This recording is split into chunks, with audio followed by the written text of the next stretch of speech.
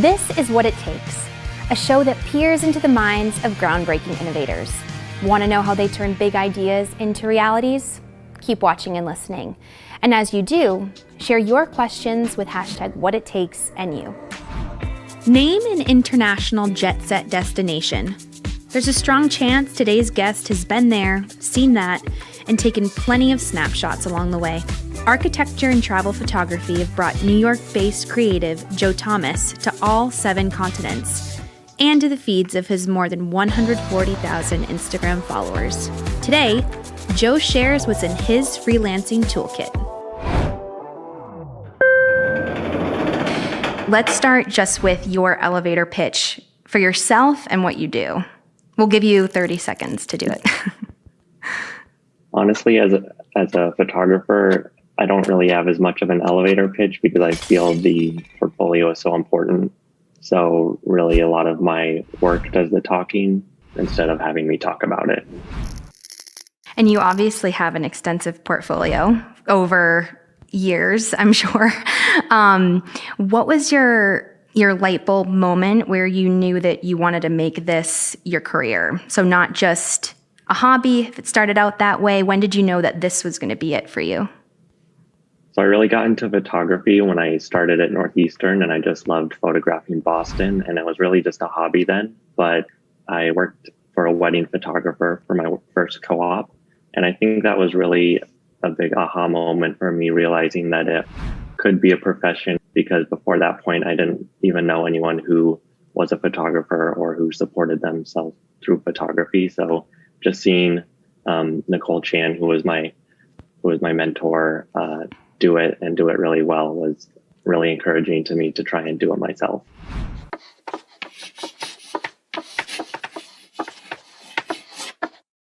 What are your tips and tricks that you would share in a Freelance 101 course that folks who are starting out should know?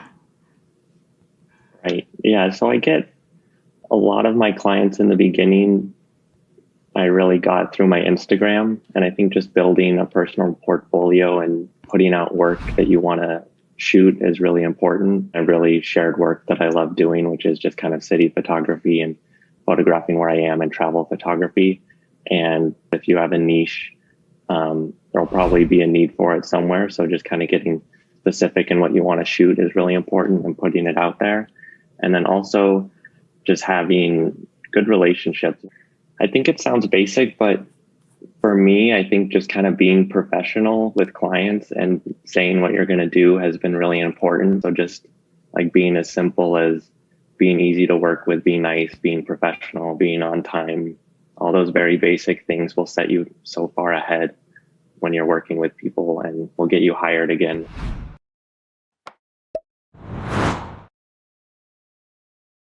Is there an app that helps you in any facet of running your own solopreneur business that you can't live without?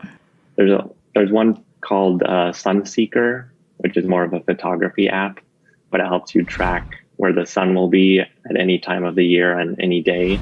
So it can help you kind of get unique photography shots. Like I got this one of Grand Central Station that only happens like 1 week a year, where the light comes in directly and illuminates the big concourse. And you've worked on all continents, right? You've been everywhere. Yes. What is a bump in the road that sticks out to you that you had to overcome? I have so many stories from traveling all over. There's always something that goes wrong when traveling abroad for work, but you just kind of gotta roll with the punches. But I don't know, like most recently going down to Mexico, the people at the gate said we needed all this paperwork and we didn't. So they made us miss the flight, and then we had to get in at midnight, and then we were shooting at 6 a.m. the next day. So it's very tiring.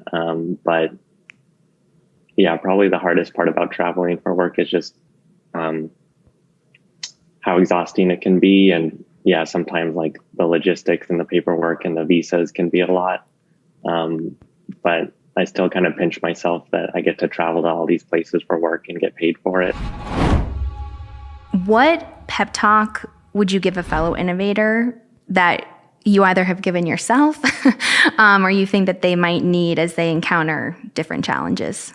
I think that for me, just being on my own, I think one of the hardest parts have kind of been like having a lot of work all at once and then going and not having work for a couple of weeks or a month, and then just having those ups and downs in work. And it's kind of unsettling not knowing where your next paycheck will come from. But I think just having some sort of creative project that you can work on the side when you don't have client work coming in has been really important for me. So for me, when I don't have a bunch of client work, I still share all my New York photos and go out and photograph every week and try and get out as much as I can. So just having those projects that you can fall back on and not just wait for work to come around, I think has been really important for me. Just staying active and being proactive when things slow down a bit. What does it take to start, run, and hopefully expand your own photography business? I think one of the most important things is just kind of sticking with it. I feel a lot of people kind of get into photography as a hobby, and that's fine if you just want to do it as a hobby, but a lot of people don't stick with it to be able to do it as a profession. And it's really taken me a while to be able to get clients and support myself just through photography. But if I didn't stick with it since, I don't know how many, like 7-8 years, since I got into Northeastern and started getting into photography, it wouldn't have been able to pay off and I wouldn't have been able to be where I am today. So I think just really believing in where you want to go and kind of just charting your own path and believing that it'll work out. Be proactive, be professional, and remember, it all comes down to the portfolio. At Northeastern, Joe Thomas turned a hobby into a career path. Today, he turns stunning scenes into top-notch images for big-name clients. Thanks, Joe, for your time and your tips. Thanks for tuning in. Share your questions and ideas for future guests with hashtag #WhatItTakes and you on all the platforms. This is What It Takes.